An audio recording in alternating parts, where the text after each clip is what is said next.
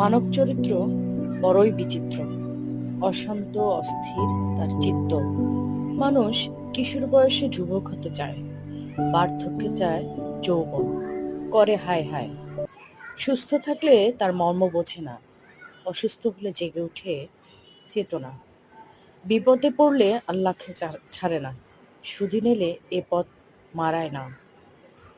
অসচ্ছল হলে সচ্ছলতা চায়, গরিব হলে ধনী হতে চায়।